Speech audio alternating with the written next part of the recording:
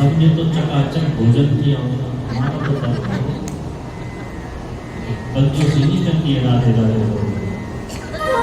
बड़े भाव से बोलना पड़ेगा, कम से कम फेस दिल तक आवाज जानी चाहिए।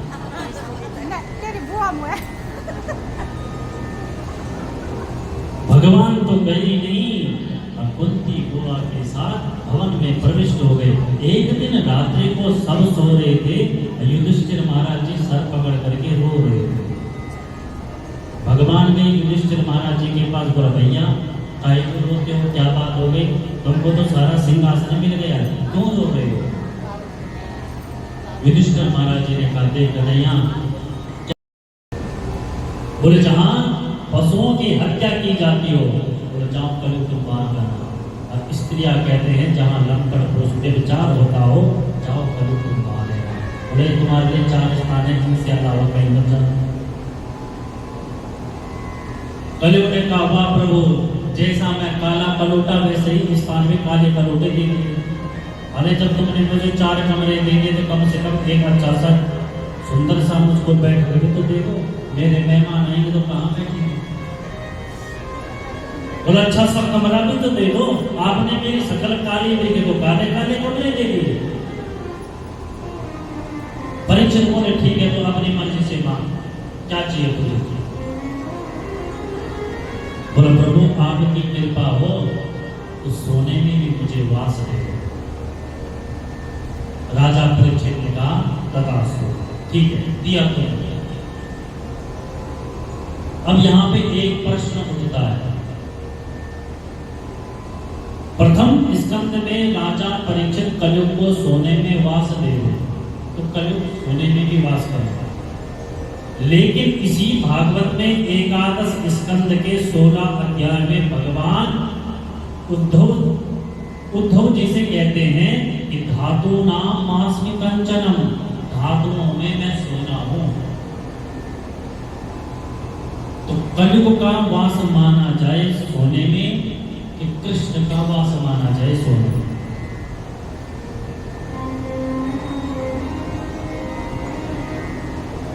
बोला अगर आपने उसको मेहनत से धन कमाया है, परिश्रम से मेहनत करके जो धन कमा करके आपने सोना खरीदा है, तो बोला उसमें होगा कन्हैया का वास।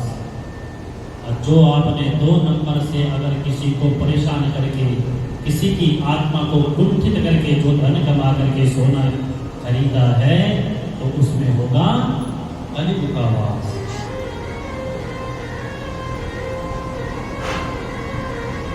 इस संसार की हर वस्तु पे कुछ न कुछ दोष जरूर रहता है।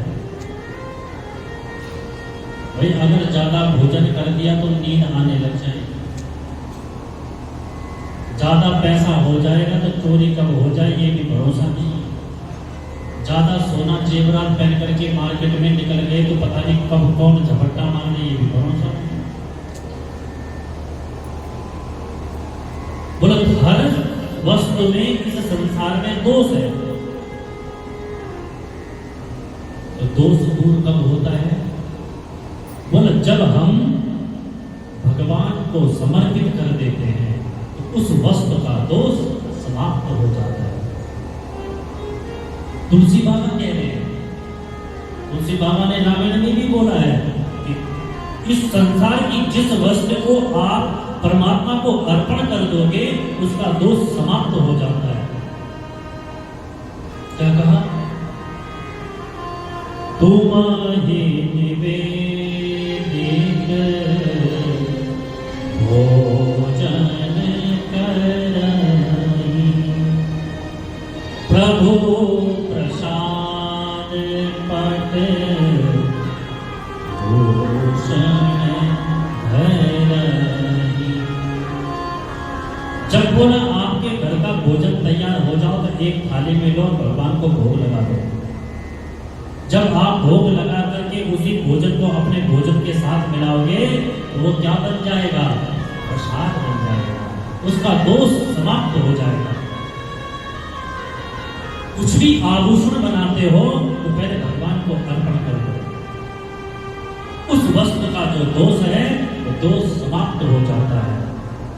मीरा को जहर दिया गया था पीने के लिए।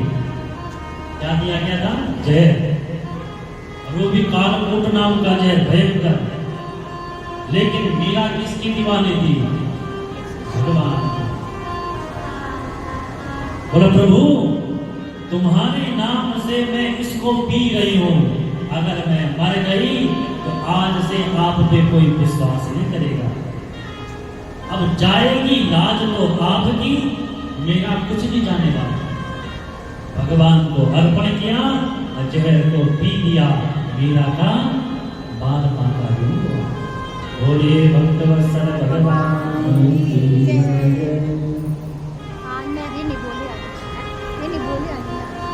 इसलिए कहा तुम ही निवेदित भोजन करती। भगवान को भोग लगा करके भोजन करना चाहिए। त्योहार को पवाओगे सबकी सदमती रहेगी। कुमार की कोई नहीं होंगे तो सदमार्ग वाले होंगे। लेकिन जब घर में बन रहा हो मांस, घर में छीने जाने हो खूब मुर्दे के टुकड़े, तो कहां से रहेगा भोग? कहां से होंगे सदमती? पिया जा रहा है मदिरा, खेला जा रहा है जुआ। महाराज सब में तो कलयुग का वास है, और इन चारों में से एक भी जिसके घर में रहे उसके घर में कलह हमेशा बना ही रहता है। जिसके घर में हमेशा भगवान का भोग लगता है भगवान का नित्य पूजन होता है, उसके घर में साक्षात परमात्मा की कृपा बनी रहती है। उसके घर में कभी भी अकाल मौत नहीं होती है। उसके अन्न के भंडार हमेशा भरे भरे रहते हैं। उसके घर में कभी भी असाध्य रोग प्रवेश नहीं करता है। जिसके घर में भगवान का भोग लगता है, भगवान का नित्य पूजन किया जाता है।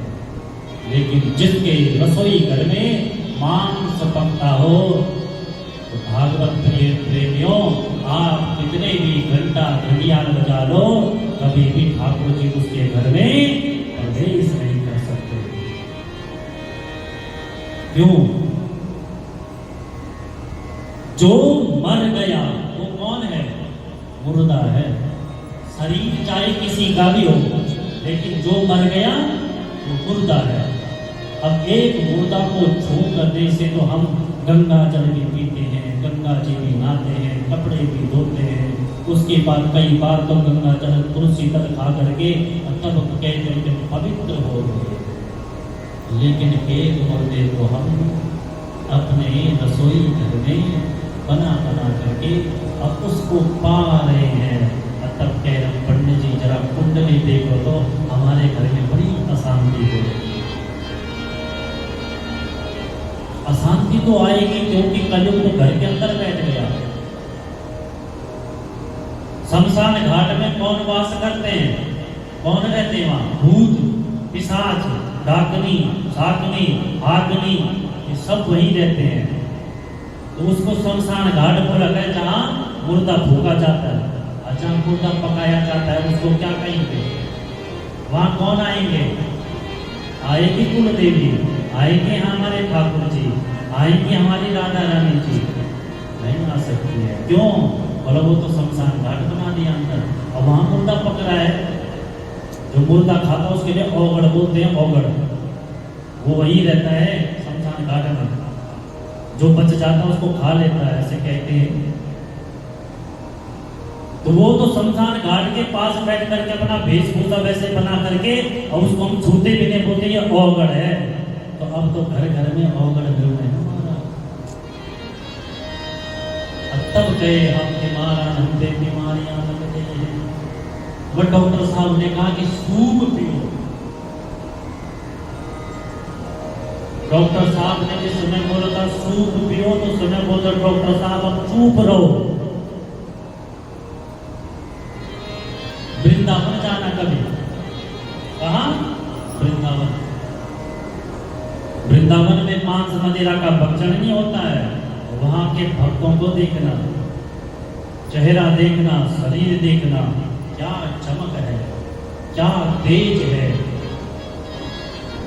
और हम कितना भी सूप पी लें, कितना भी वो मुर्दे को खा लें, तभी भी पुण्य नहीं दे सकते। इसलिए अभक्ष्य पदार्थ को भक्षण नहीं करना चाहिए, दुर्गति होती है। अभी आगे 28 नरकों के बारे में बताएंगे, तब जानेंगे जो जैसा कर्म करता है उसको कौन से नरक में जाना पड़ता है। बोल भक्त वत्सल भगवान की। बड़े भाव से बोलना पड़ेगा और जोर से। अब कोई कहे कि व्यास जी ये सब कब और कल्पना है, बात किसने देखा? ऐसे ही कि किसने देखा? हमारे शास्त्र में इतना तक लिखा गया है कि संसार का अंत जिस समय होगा वो पानी के लिए युद्ध होगा और एक दूसरे को मारेंगे, सारा संसार समाप्त हो जाएगा। धीरे धीरे शुरुआत हो गई है। शुद्ध जल मल करो,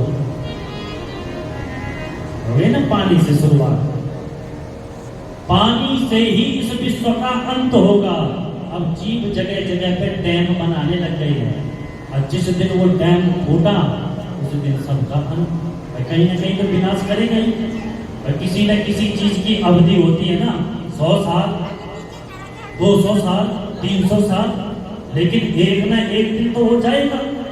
और जिस दिन जाएगा उस दिन सबको ले जाएगा। बोला जीव अपने लिए मरने के लिए अपने आप ही व्यवस्था करके रखेगा। परमाणु बम क्या है? परमाणु बम कोरोना बीमारी से भी खतरनाक है। और सब बारूद के ढेर पे बैठे हुए, एक दूसरा बोला तो एक बार चला के देख, मैं भी चलाऊंगा। विनाश का समय, इसलिए कहा भगवान को भोग लगा करके भोजन करना चाहिए, सदमती नहीं।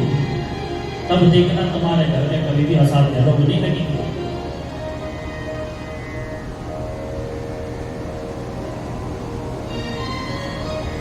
आज राजा परीक्षित उस पांडवों को जो सोने का मुकुट अंदर रखा था अश्वस्थामा का, संतन के संग लाधरे तेरी अच्छी बनेगी, संतन के संग लाधरे तेरी अच्छी बनेगी। संतन के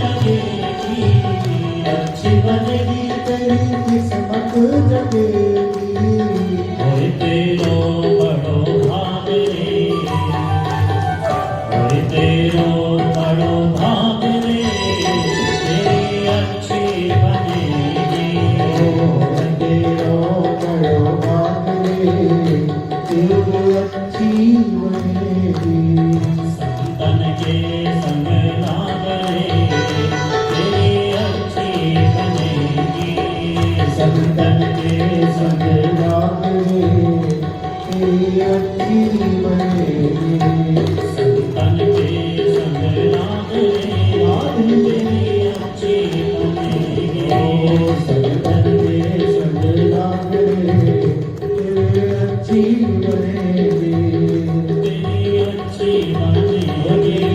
अच्छी बनेगी, तेरी अच्छी बनेगी।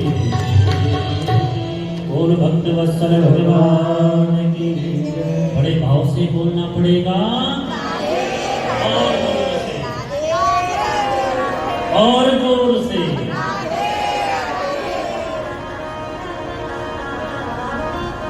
बोला राजा परीक्षित, मृत्यु का जो मालिक है उससे संबंध जोड़ दे। बोला प्रभु जोड़ना तो चाहता हूं पर लेकिन कैसे जोड़ो? बोला 4 चीजों का अभ्यास कर लो, भगवान से तुरंत संबंध जुड़ जाएगा। कौन कौन से? जितासनो जित श्वासो जित संगो जितेन्द्रिया स्थूले भगवतो रूपे मना संधाय प्रिया। वो 5 हमारी कर्म इंद्रियां हैं और 5 हमारी ज्ञान इंद्रियां हैं। तो पहले क्या आया? जितासनो। बोलो पहले आसन को जीतो। क्या करो? पहले बैठने का अभ्यास करो। ऐसे नहीं कि बोलो 15 मिनट बैठे और घुटने दर्द हुए, अभ्यास जी की तरफ ये पैर आराम से कथा सुनने लगे। बोल भक्त वत्सल भगवान। बोला नहीं महाराज बैठा नहीं जाता है, हमको तो सोफा चाहिए। क्या करें? बोलो घुटनों में दर्द रहता है। बोल भक्त वत्सल भगवान की।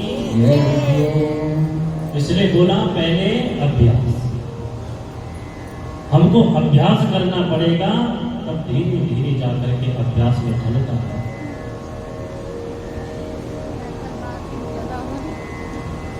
इसी ने हमें बोला पूरा ब्राह्मण के बड़े का ठीक है महाराज, हमारे बहुत आनंद है। ठीक है आपको लगता है कि खाते हैं, लेकिन हम एक शब्द पे आपसे बात करते हैं। आप हमारे साथ केवल 3 दिन रहेंगे, जैसा नियम पे हम रहते हैं, बस केवल 3 दिन। हम केवल 3 दिन आपसे मांगते हैं, लेकिन दिन रात हमारे साथ रहना पड़ेगा। जो हम करते हैं वो ही करना पड़ेगा। तो महाराज 4 घंटे 5 घंटे तो पहले सुबह बैठना पड़ता है, फिर 4-5 घंटे दिन में बैठना पड़ता है, और एक ही आसन पे बैठना है। ऐसे नहीं कि बस पैर सीधे कर दिए, कभी घुटना मोड़ दिया, कभी कमर मोड़ दिया। तो बोले जब इतना परिश्रम करना पड़ेगा, अरे पहले बोल दो हॉल लगाना था ना, हॉल लगाना था ना पहले हॉल। 4 बजे वो घसे देना चाहूँगा, घसे हो जाना चाहूँ। हाँ घास दे दे चाहूँ तो नहीं, अब खूब सुंदर घी भी पिला चाहे क्या ना, थोड़ा चल रहा। तब उतने घी घसे दे चपड़ी से, अब तक बंद हो चल तैयार। अब तक 5 बजे ठंड में सीधा उतरे हॉल में शुरू है, जो उठे सीधा घूमना। अब फर्स्ट क्लास बंद हॉल लगा, जन घाम हुए तनी बंद खोल की घाम होगी मैं चलो घर अब श्याम चलो, फिर मुँह तक कसे भैया उस परमात्मा के हम क्या करते हैं? पैर हैं उस परमात्मा के। तो हम दिन रात जब काम में लगे ना, तो काज किस पे ताकत तो चाहिए। उनकी ब्राह्मण काज किस पे नहीं खाता, एक ग्राम की झटकी नहीं, जरा भी अगर पिंड गए ना तो चाला पड़ जाना नहीं चला। हाँ वो घर क्यों? एक तो रहता है बर्फ और ऊपर से और गर्मी अंदर। नगर में जब ज्यादा बोल देते लोग दिमाग और खराब हो, कहते हैं हमारे बहुत किले गर्मी से दबा हो जाता। पहले तो बर्फ उन्हें भूखन कबला, अब उन्हें खैर क्या बादाम और तो बना। तो हमने कहा भैया आनंद नहीं, यहाँ साधना करनी पड़ती है। तो मगर जन्मदिन पूजा का बड़े हबड़ो केवल जन्मदिन में 1 घंटा लो तो पूजा में 1 घंटा में भी कई बार हम दिन होते हैं। रामदेव प्राणायाम चल रहे बोल भक्त वत्सल भगवान तो क्या कहा जितासनो बोला पहले आसन को जीतो बैठने का अभ्यास आज 10 मिनट कल 15 मिनट फिर 20 धीरे धीरे करके बढ़ाओ एक दिन आप ऐसा अभ्यास हो जाएगा निरंतर आप 4 घंटे 5 घंटे एक आसन में बैठो हम तो तुम पूरे दिन भर बैठा लेकर कोई दिक्कत नहीं लेकिन अगर तुम हमने 15 मिनट खड़ोगे तो भैया चक्कर करेंगे तो बैठा है तो पूरे दिन भर कोई दिक्कत नहीं कोई परेशानी नहीं इसलिए तो महामृत्युंजय जप करते हैं तो बैठ करके भगवती का पाठ करना है तो बैठ करके भगवान के जप रुद्राभिषेक करना है तो बैठ करके दुर्गा सप्तमी का एक कोष्ठी से पाठ करना है तो बैठ करके नमक चमक का रुद्री पाठ करना है तो बैठ करके साधना करनी है तो बैठ करके अपने इष्ट का पूजा